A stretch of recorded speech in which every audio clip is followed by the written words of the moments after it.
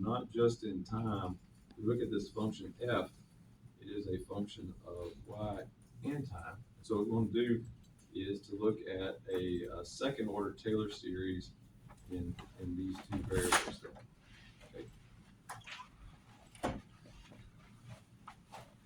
All right.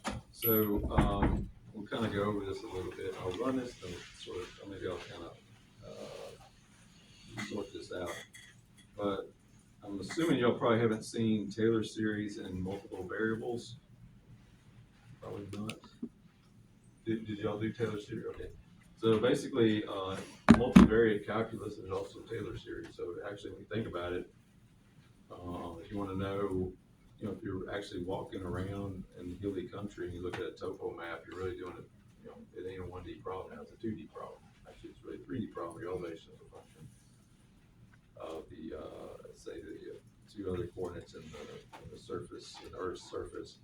I'll kind of go over that a little bit, but basically what it is we expand this this function, the f function, in terms of a Taylor series in y and t, and what we end up doing is getting a set of equations that we can put in, and when we hit all those, we got basically two expressions in. Come back with the plastic. So we got basically an expression of the Taylor series in terms of these slopes, and we also got a Taylor series in terms of the where's y? This is just in the direct derivatives using basically y as a function of t only. Okay, and what this does is I have programmed all the algebra that Runga and Kuda did, and so I'm gonna run this for y'all. Y'all have appreciation now for what they did. This is pretty. Doesn't look like that hard. It was actually wasn't that hard to write the program, but for these guys to have done all this by hand without making any mistakes was like freakish to me, in my opinion. All right, so let's take a look at maxima, and we'll kind of talk a little bit about what's going on there. So,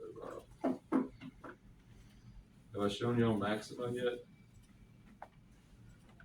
Okay. Y'all should, honestly, it'd take you like, if it takes, 20 minutes, maybe it's not worth it, but if it shouldn't take you more than like 60 seconds to install maxima. It's probably worth it. There's your website right there. But anyway, let's say batch.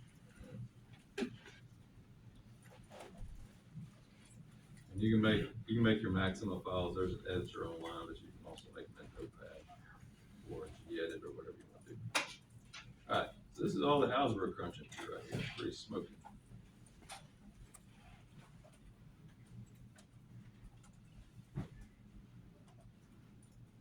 And then what it does is it gets a whole bunch of equations that sets all the coefficients to be equal to 0. So if I look at these, like really QL. So basically we got a nonlinear set of constants, a nonlinear set of equations for, say, the A's. I've seen B's in there. There's some C's in there. But we can kind of choose to pick what those are. I have to look at it and see how I programmed this. But we have some free choices in this. If I look at all these, if you count equations, so can y'all count the alphabet for me? What is L? Is that the 12th letter? Let's see if there's an EQM. I was thinking there's an EQM. There's not EQM, but there is EQM. So you said L as well. So we got 12.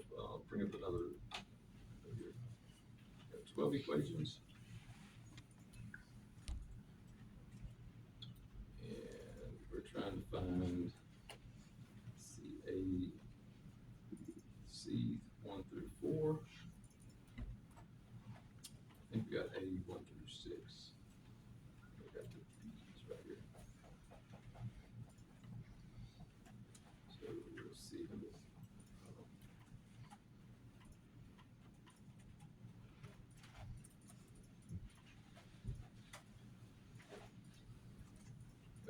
tree. So we got A 1 through 6, and then we got B 1 through 3, and we got C 1 through 4. See, that actually is an acceptable. We got a free choice in there somewhere. Let me try to develop this here.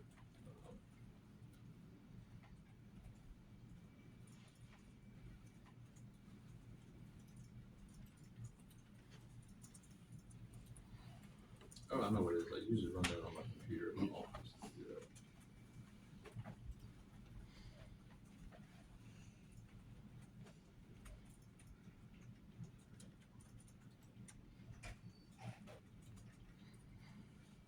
Right, so this is in my office computer.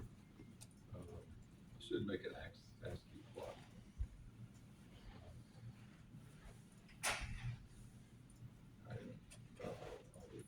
I'll do that eventually.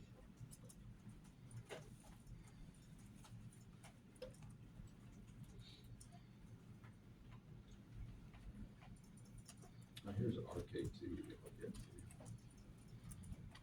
Which I forgot I had that.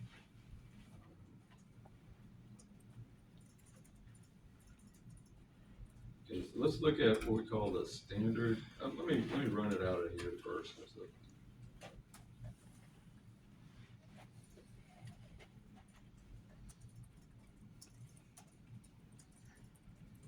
So that's a little faster on the machine in my office.